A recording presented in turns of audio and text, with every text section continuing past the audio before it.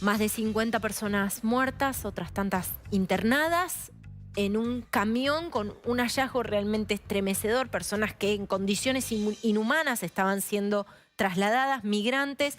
Voy a ir al contacto con Kenia Uribe, es periodista en el estado de Texas. Muchísimas gracias por este contacto con TN Internacional. Primero, contemos los detalles de este caso que deja un saldo de 53 muertos, pero que pone sobre la mesa una vez más la deshumanización de los migrantes de América Latina. ¿Qué tal? Muy buenas tardes, te saludo con mucho gusto. Este ha sido hasta el momento el caso más impactante de migrantes. Uno lo tuvimos justamente en el 2017 en el mismo lugar en donde murieron 17, más bien 10 muertos ahí en San Antonio, en un camión estacionado en un Walmart. Imagínate, ahora fueron 64 personas que encontraron muertas, literalmente 54, 53 muertos, corrijo, y bueno, los demás están debatiendo la vida en el hospital.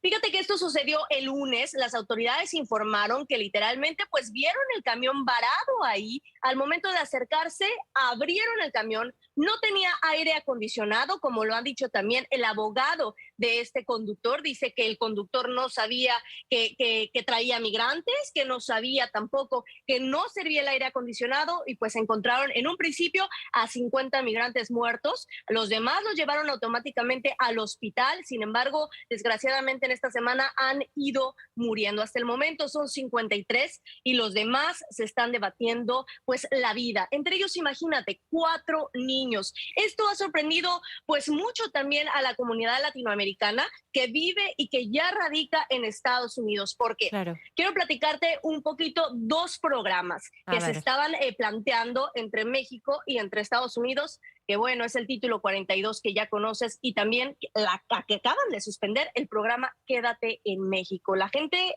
pues de este lado, estamos sorprendidos de lo que ha pasado, una gran tragedia. Bueno, a ver, hablemos del debate sobre el título 42, que por supuesto regía en el contexto de la pandemia, porque esto incluso ha alimentado mucha de la información y estando en contacto con migrantes te das cuenta que es así, muchas de las ilusiones que tienen para caminar hacia los Estados Unidos. Pero contame vos un poquito más en detalle de qué se trata. Mira, el título 42, para la gente que no conozca de qué se trata esto, fue un reglamento que puso, llamémoslo así, Donald Trump cuando llegó al poder, diciendo que debido a la pandemia, lo que tenían que hacer es expulsar automáticamente a todos los migrantes que pudieran cruzar la frontera. Recordemos que la mayoría se cruza por el río Bravo, en esta división entre Texas y México, que automáticamente tenían la ley de regresarlos a México o incluso a sus países. ¿Por qué? Porque estaba vulnerando la salud de los americanos. Después, ¿qué pasó? Después de esto, bueno, dijeron solamente si los niños viajan solos son los únicos que no vamos a regresar.